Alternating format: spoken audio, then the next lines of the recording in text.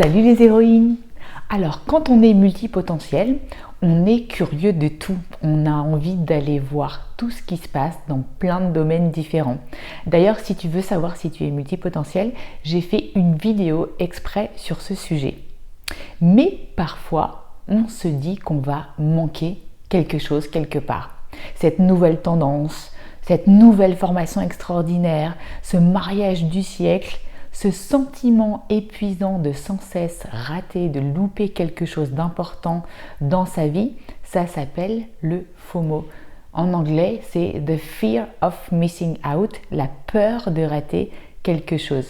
Alors ça s'est d'autant plus accentué avec le Covid et les réseaux sociaux parce qu'on a des points de contact et des événements illimités qu'on nous propose toute la journée. Et on va voir aujourd'hui dans cette vidéo comment vraiment conscientiser ce FOMO, mais aussi comment s'en libérer.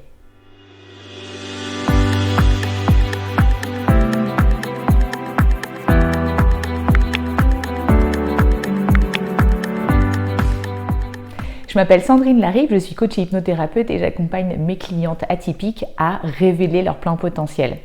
D'ailleurs, si tu veux commencer sur ce chemin, je te propose de télécharger l'e-book qui se situe dans un lien sous la vidéo.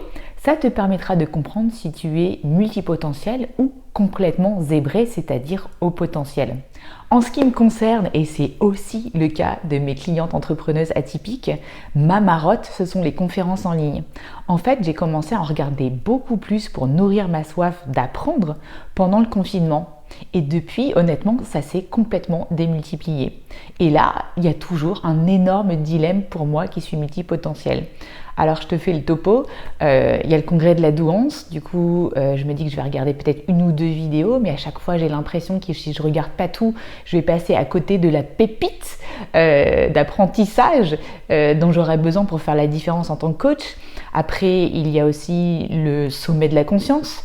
Et là, on me dit qu'on parle de chamanisme. C'est un des outils que je voudrais rajouter à ma palette pour justement grandir en développement personnel. Et puis, en parallèle, il y a aussi la Neuro Business Week, où on me dit que je vais faire fructifier mon business, que je vais rencontrer des entrepreneurs géniaux. Il y a aussi la conférence Génépsy sur les troubles du développement et le TDAH, et moi je rêve de connaître beaucoup plus là-dessus. Bref, tu peux imaginer, au bout d'un moment, ça prend là, ça monte, c'est stressant, c'est angoissant, et on ne sait plus où donner de la tête. Bref, SOS d'un multipotentiel en détresse, comment faire pour ne rien louper? Ça me renvoie en plus à mon incapacité à tout gérer. J'ai l'impression que je vais passer à côté de quelque chose d'important, une clé de compréhension pour moi ou pour mon business. En plus, je me dis, mais tout ça, c'est à portée de main, cette abondance de savoir sur Internet que j'ai juste là. Et j'ai l'impression de me retrouver devant une boîte de nuit avec le videur à l'entrée qui me dit « Stop, non, tu n'as pas le temps, tu ne peux pas rentrer ». Bref, j'ai l'impression aussi à un moment donné que je vais briller par mon absence dans cette grande fête sociale où je suis exclue. Est-ce que tu as déjà eu toi aussi ce sentiment de ne pas pouvoir tout suivre et de ne plus savoir où donner de la tête tellement tout t'intéresse? Tu as l'impression que les autres assistent à des événements géniaux, drôles, transformateurs et toi tu n'y es pas. Du coup, tu as une baisse de confiance en toi et une baisse d'estime de toi. Alors j'ai déjà aussi parlé dans une vidéo précédente de ce que j'appelle le syndrome de l'objet brillant. Tu sais, c'est cette idée que dès qu'il y a quelque chose qui passe, une nouveauté, eh bien tu te sens irrésistiblement attiré par cette nouveauté et du coup tu finis par perdre le fil. Eh bien le FOMO, le Fear of Missing Out, c'est la conséquence de trop d'objets brillants à la fois. Et au final, ça crée une espèce de frustration et d'insatisfaction chronique. Alors tu te poses peut-être maintenant la question, mais ça vient d'où le FOMO? Eh bien ça vient souvent du besoin de lien, de contact humain qui est souvent illusoire dans ces cas-là, mais aussi le besoin de savoir. Et on va voir maintenant comment dépasser cette peur de rater, cette peur de louper quelque chose. La première chose qu'on peut envisager, c'est d'aller directement dans cette peur et d'aller la visiter, d'aller la rencontrer. Ok, tu rates cette conférence, qu'est-ce qui se passe? Tu sauras pas quelque chose. Ok, très bien. Et alors, quelle est la conséquence? Quelle est la conséquence à court terme sur ton business? Quelle est la conséquence à long terme? Et tu vas peut-être te rendre compte avec surprise qu'il n'y a pas tant de conséquences que ça. Et puis honnêtement, est-ce que tu n'as rien à dire maintenant? Est-ce que tu as vraiment besoin de cette conférence en plus pour encore ajouter du savoir alors que tu en as déjà plein à dévoiler? Est-ce que ça vaut vraiment le coup? Donc voilà, c'est l'idée de comprendre à un moment donné le risque et le bénéfice. Et peut-être que tu vas te rendre compte que le bénéfice à long terme est plus grand que le risque et donc tu vas changer de point de vue. Le deuxième conseil, c'est vraiment de contourner et d'apprivoiser ce que j'appelle l'illusion du savoir. Je vais te partager justement une phrase d'une consoeur HP qui se désespère pendant une formation. Elle nous dit « Le poids de l'ignorance s'abat sur moi et j'ai le vertige. Aujourd'hui, je suis incapable de me réjouir de ce que j'apprends parce que je prends conscience de tout ce que je ne sais pas encore. » Et du coup, un sentiment d'incapacité et des regrets de ne pas avoir fait cette formation avant.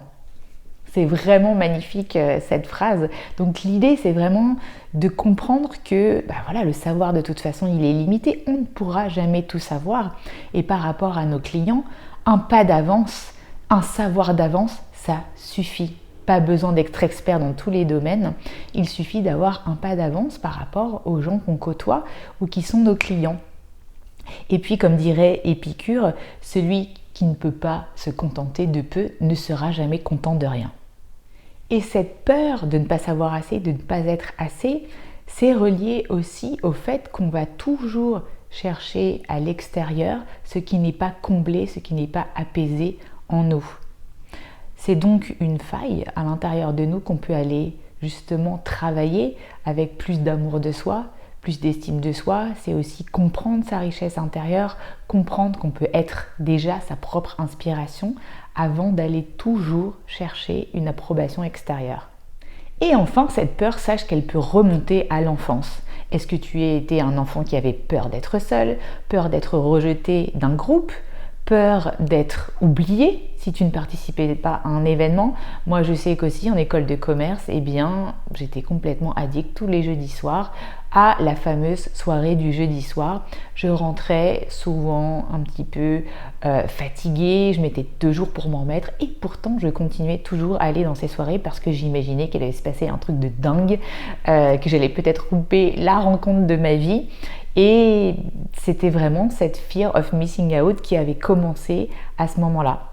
Et ça s'est d'autant plus accentué chez les jeunes générations pendant le confinement. Avec le Covid, ils ont eu soudain hyper peur, n'étant plus en classe avec leurs amis, de manquer quelque chose d'important. Et ça, pour beaucoup, ça les a emmenés en thérapie aussi et j'en reçois. Alors la question c'est comment on peut remettre en cause, comment on peut se questionner sur ce lien que nous entretenons avec les réseaux sociaux. Comment peut-être diminuer le nombre de connexions, comment rendre ces connexions plus qualitatives.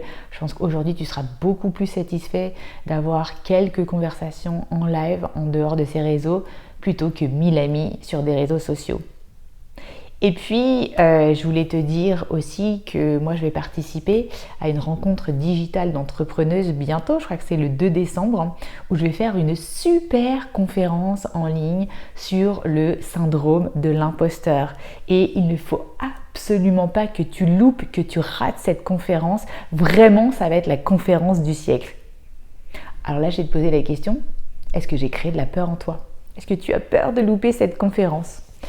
Trêve de plaisanterie, tu ne peux pas être présent partout, tu ne peux pas être cette personne qui gère tout en même temps et qui peut se démultiplier à loisir, sinon tu serais Dieu. Donc, si tu veux travailler avec moi sur cette problématique, je t'invite à remplir le questionnaire qui se situe juste en dessous de la vidéo. Ça me permettra de mieux te connaître pour recevoir un bilan personnalisé. Laisse-moi un petit pouce si tu as aimé cette vidéo et surtout, je t'en supplie, partage avec moi tes fear of missing out à toi. Est-ce que tu as déjà fait l'expérience de cette peur-là et comment tu l'as dépassée? Ciao, ciao, bye bye les héroïnes.